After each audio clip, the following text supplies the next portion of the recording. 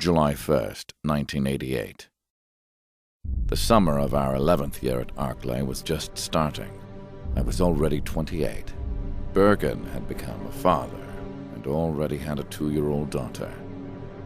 His wife was one of the researchers that worked at Arklay. You would normally think it hard to understand someone wanting to get married and raise a child, all the while doing the research. But it is said that only non-ordinary people ever continue to do research at Arklay. Only the crazy ones ever succeeded here. And so, after 10 long years, our research finally reached the 3rd stage. To create a living biological weapon that was a soldier, that would follow strict orders, obey its program, and have intelligence. It was the so-called tyrant, basically a monster that we sent out to create. However, there was a major obstruction to our research back then. Finding a basic body for Tyrant. The biggest problem was that suitable bodies for Tyrant were, at that time, genetically very limited. The source of the problem lay in the nature of the T-virus. The T-virus mutation used to create zombies and hunters could be used on just about any human, but it would also cause a decline in the subject's brain capacity. If the subject didn't have a certain amount of intelligence, then it couldn't function as a tyrant.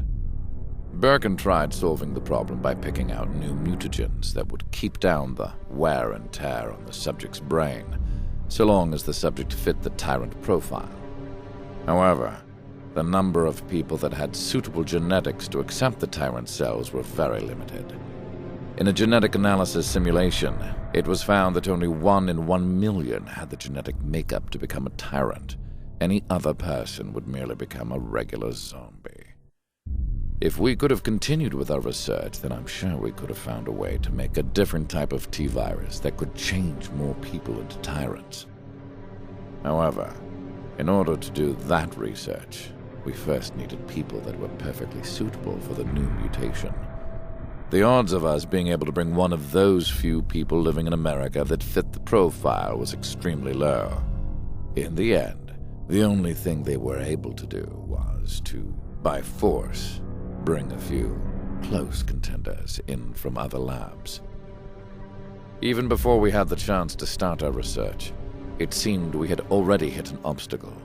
At that time, I heard a rumor about another location in Europe where they had already reached the 3rd level of producing a living biological weapon, using a method that no one had thought of. It was known as the Nemesis Plan. In order to change the stagnant working pace and conditions, I took it upon myself to get a sample of one of the subjects from that plan. Of course, Birkin first disagreed with me, but in the end I was able to get him to reconsider. Everyone had no choice but to recognize the fact that, until we found a suitable tyrant subject, our research wasn't going anywhere.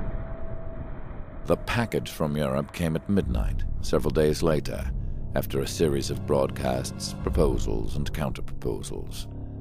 That box that contained it landed on the helicopter pad. It read, Nemesis Prototype. I had to use some very strong tactics to get the incomplete thing where it was being researched in France, but all the while, Spencer was backing me up, pulling all of his strings and using his influence. Only Birkin showed no interest in it until the end, but he at least recognized it as an important part of the experiment. The sample was developed to create a never-before-seen, totally new form. By manipulating genes, they had artificially created a living parasite. That was what Nemesis really was. It could latch onto another organism's brain and then take control of the host's brain, bringing it a high level of destructive power. By combining intelligence with a destructive body suitable for battle, they were able to form the ultimate biological weapon. And if they could complete the project, then they would be capable of creating warlike bodies without having to worry about the intelligence issue. However, the problem was that the parasite containing it was not stable. The only thing written within the document that was attached to the sample was, "Failure. Sample died." Over and over again. Anything that had been affected and whose intelligence was being controlled would die within 5 minutes. We all understood that messing around with the incomplete prototype was very dangerous. If we could only somehow manage to extend the amount of time that the hosts would live, then we could take control over the project. That was what I was aiming for. Of course, we would use her as our test subject. Surely her unusually high endurance would be perfect for sustaining the Nemesis prototype parasite for a long time. Even if she didn't last that long, it's not as if we would be losing anything special anyways. However, the experiment yielded a result that was opposite from what I was predicting. The Nemesis parasite that tried to enter her brain disappeared. At first, I didn't even know what was going on. I couldn't believe that she would be the one to mix with the parasite genes without dying. That was the beginning. Somewhere within that undying body of hers, there had been a change. We had to re-examine her from head to toe one more time. During our 10 years of research, she had been totally and thoroughly examined, but this time, we ignored that previous data. For the 21 years that she had been here, for the first time, something was finally happening. After she had already survived longer than other subjects who had received the Nemesis virus, it was only Birkin that started to realize what was happening. There was something within her.